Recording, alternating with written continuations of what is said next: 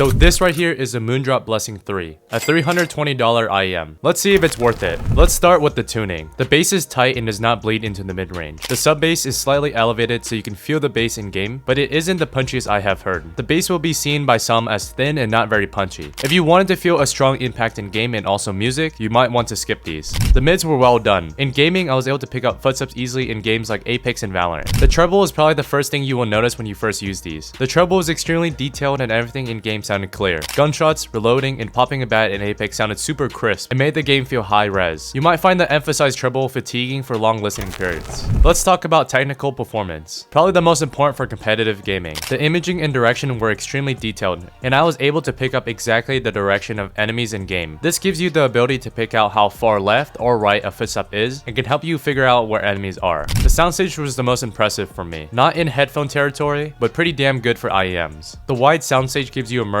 in open world games. It can make you feel like you're in the game. Now some people might not like the wide soundstage for games like Valorant or R6 because with how close enemies can be, a wide soundstage might affect your reaction to enemy sounds. But I felt like I didn't have issues with competitively using these in those games. If you only play Valorant or R6 and want intimate soundstage for the best reaction to audio, then the Moondrop Blessing 3 might not be your cup of tea. But for me, as I play a lot of different games, the wide soundstage was amazing. The separation was also outstanding. In Apex, whenever many teams were fighting and there were grenades and gunshots everywhere, I was still able to pick up footsteps and reloads. Moving on, the distance and height perception was decent, being able to pick up how far away or up enemies were. In R6 and Apex, I was able to pick up which floor or how close that enemy was, so I knew if I was able to res a teammate or not. The comfort of the IEMs was good and I used them for hours of playing with no problems. The IEM is pretty thick, but I had no issues with comfort or fit. In my opinion, these IEMs look pretty damn good, but the faceplate does pick up a lot of fingerprints like crazy. The stock cable that it comes with is not the best for a $320 IEM and is thin, but there isn't anything wrong with the cable and still feels decent quality. It didn't affect the use of the IEM and was comfortable to use and move around with. The stock silicone ear tips that came with these IEMs worked fine for me. It also comes with a carrying case if you want to use these on the go for music listening or gaming. Overall, for $320, the Moondrop Blessing 3 gives you extreme technical performance, being extremely detailed and having a wide soundstage. It made everything in game and music sound super high res and detailed. However, the Blessing 3's bass is not strong, and there will be a lot of people that would be disappointed with the bass. For gaming, these perform extremely well, but aren't the best value-wise. You can find IEMs below this in price with maybe more bass or even less soundstage that can work better for you competitively. However, the soundstage and detail of the Blessing 3 is special to me because I can still play competitively well while still being able to enjoy and get immersed in game. It also fits perfectly with my taste of music, being mostly female vocals and J-pop. If you're interested in these, I have an affiliate link to them from Apos Audio who sent these out to me for review. I am sad I can't keep these because it made my music library shine, but that's pretty much it.